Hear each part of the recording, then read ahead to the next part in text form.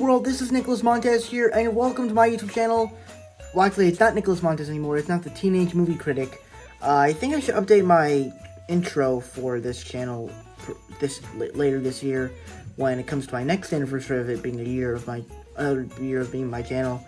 But today, we're doing another top 5 list where we're ranking my most anticipated top 5 most anticipated films in the winter movie season of winter of 2022 to 2023, basically because fall movie season is now over, so now we gotta move forward and talk about the winter movie season movies.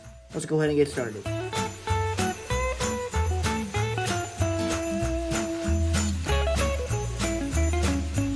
Okay, so I actually have no idea what exactly this film is, but honestly, from the trailer and from what it looked like with this doll dancing, I just had a lot of fun with it. And obviously it's a film that's coming out next week, around basically the week of my sister's birthday, but I don't know if I'm going to be able to watch it in theaters. But it looks like an enjoyable film that if I did watch it, I would definitely enjoy it a lot.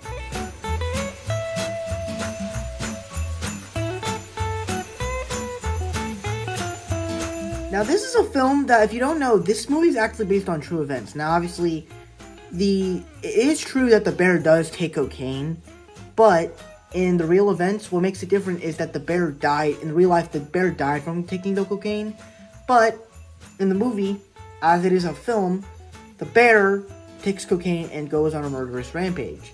And from the concept of that, I'm like, that sounds awesome. That sounds cool. At the same time, I was a little bit disappointed with the trailers, because I'm like, this doesn't seem like a movie that will be like, oh, that sounds cool. Like it made it seem like a humorous type film, like a fun movie. I wanted it to be like an actual horror film, where it's like, you have to be careful and watch your back, like, kind of like those other forest movies, and also like the bear just does not look exactly like a bear itself. But that's just my thoughts. I am excited for Cocaine Bear.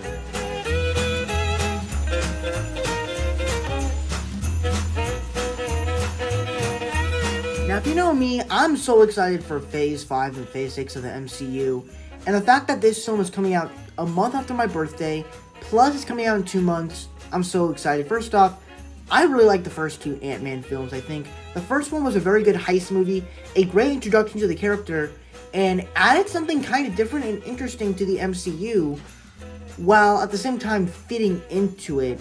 Then you get Ant-Man and the Wasp, and it's not exactly as good as the first film, but it does a good job of continuing this story, kind of doing that heist element that you love, and still doing a fun film that is a fresh break after the events of Avengers Infinity War.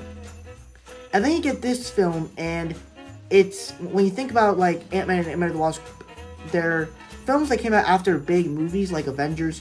Like Ant-Man came out after Avengers Age of Ultron, Ant-Man and the Wasp came out after Infinity War, and this film's not coming out after a big movie. Okay, I guess you could say it's coming out after Black Panther Wakanda Forever, but that wasn't exactly a team-up movie. So at the same time, it's probably the best film to kick off the phase, because the fact that this movie's going to be the first film in Phase 5. It's not the last film, but it's the first film. And you have the more world of the quantum realm that we've seen in Ant-Man and the Wasp and Avengers Endgame, as they did the whole time travel stuff. We finally get Jonathan Majors back as Kang the Conqueror. Not as He Who Remains, but as Kang the Conqueror. All that sounds great. And seeing Bill Murray in here, and Cassie Lang, which, by the way, is gorgeous.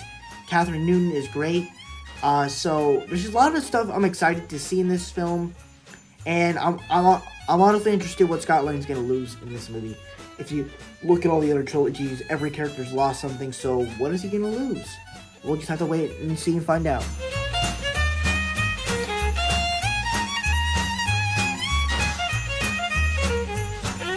Okay, so if you know me, I really enjoyed the first Scream film. I think that it was what made it so great is that it was a movie that had its own story, had its own scary person, that had its own scary villain protagonist.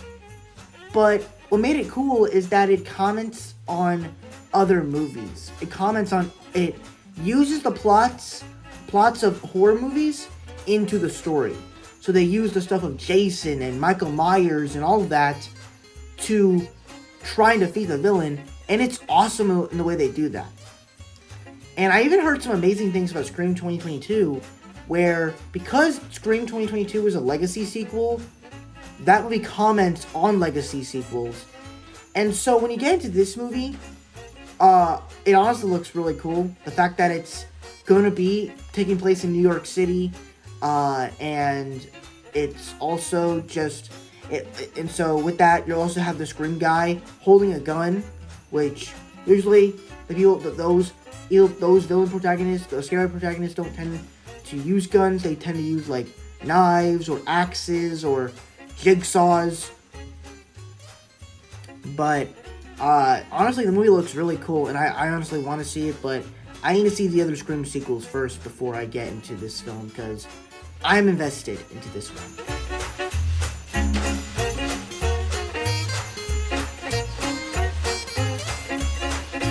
And for me, I love the original Rocky films. I think that they're some of the greatest movies of all time. I remember I watched them 3 years ago, I believe. Back in 2019, it was so good. Such a great marathon to watch all these movies.